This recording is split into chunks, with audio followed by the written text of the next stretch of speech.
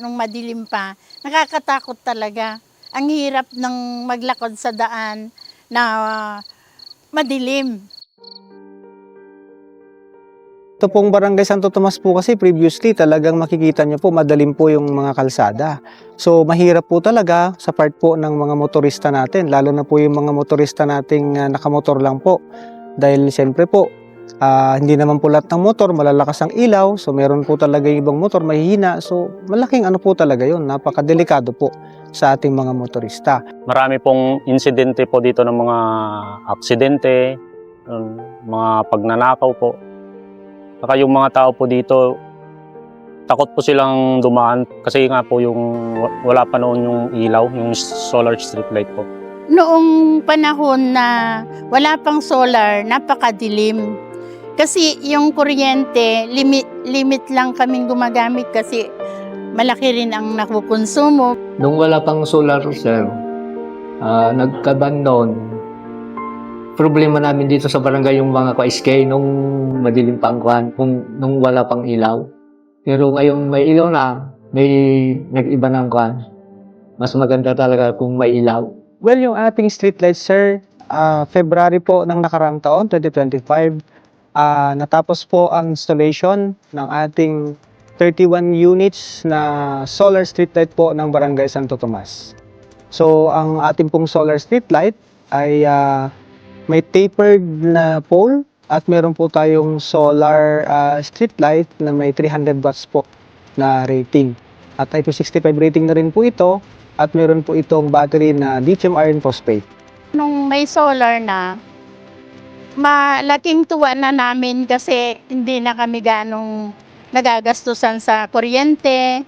Tapos, dito naman sa loob ng barangay, makikita mo na talagang sumigla yung mga kwan dahil maliwanag na. May solar na dito sa barangay namin, lalo na ang tindahan ko ay nasa harap ng community center. Naging kwan na, laking ginhawa. At yung mga bibili, mga dadaan, pagka silipin mo, makikita mo, makikilala mo na kaagad yung mga lalapit sa'yo dahil maliwanag na. Dati nung wala pang solar dito, madilim. Tapos, nung nagkaroon na, parang nabubuhayan din ng image ng Barangay Santo Tomas. Siyempre, masaya. Dahil nga dati walang ilaw dito. Unang-una, yung pagkakaroon kasi ng ilaw sa kalsada, yung mga hindi namin nakikilala pumapasok dito na nakikilala din namin dahil sa ilaw. Malaki po yung naitulong po ng solar street light po dahil po sa, yun nga po, nabawasan ng mga insidente ng mga aksidente, pagnanakaw. Tapos yung sa part po namin na bilang polis, nababawasan na din po yung mga responde. Ay nagpapasalamat po sa mga project na kwan na may pakan sa amin. Kasi maraming